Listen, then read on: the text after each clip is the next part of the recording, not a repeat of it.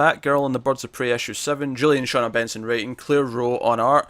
So this is issue 7. This was a standalone issue for the most part, and I liked it a lot. This was...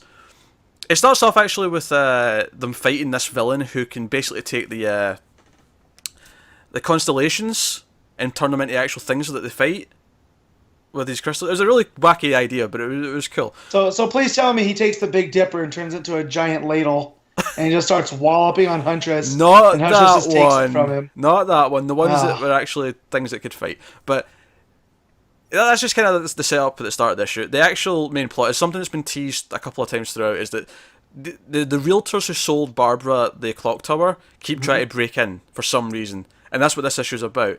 And basically they look into the history of all the buildings, and they eventually find out that there was like a robbery years and years ago, and the villain planked like all these gold bars somewhere in the clock tower. So that's why they're trying to break in. They're trying to find their fortune. And but the real fun of the issue is that Helena and Canary go undercover as people looking for houses, and the realtors show them around all these different houses, and all of them are cheap because a villain was here at some point. And it actually, in a really fun, neat way, ties into a lot of things that have been going on. The apartment building that Riddler blew up in the backup in All-Star Batman, they go to that building. No. Editorial doing their job again. Yeah, they go to the apartment that's empty because Selina's not there anymore. Right. They mention there's too many cats, and that's why you get kicked out. There's a few other ones. They mention what one, I think was it Penguin's old place? I don't know. But they went to like 4 or 5, and it was like this constant running joke where they kept saying, oh, it was this villain that did this, it was this villain that did that. But the strength of the book has always been the character interactions, and that was just on top form in this one. Helena complaining that she's wearing a blonde wig while they're undercover. All the bickering around with New Oracle, and Barbara actually acts more like Oracle in this issue because she's sort of at home doing computer stuff while they're undercover, and it just makes for a really, really fun time. And at the end, and also Black Canary offers Huntress, Helena doesn't have a place to go at night after they beat the villain at the start, so oh, you can come back and sleep on my couch. And she goes to her place, and it turns out she has no furniture. And again, connecting it to continuity, she's like, oh yeah, I've not really filled the place up with much because I've been spending so much time in Seattle with Ollie. And she hands her a pile of t-shirts to sleep on the floor, and Helena complains about it, and she's complaining the next day. So at the end of this year, she's actually staying with Babs for now, for at least a couple of days.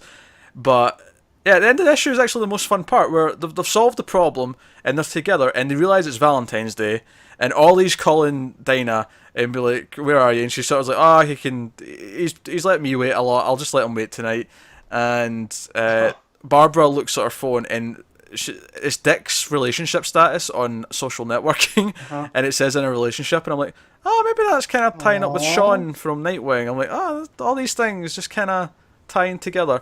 So they decide to stay together and eat food and maybe watch movies and stuff. And it ends with this full-page spread of them all fighting over the food, and Dinah's got her mouth full, and she's like, happy Valentine's Day, and she's got her mouth full of food.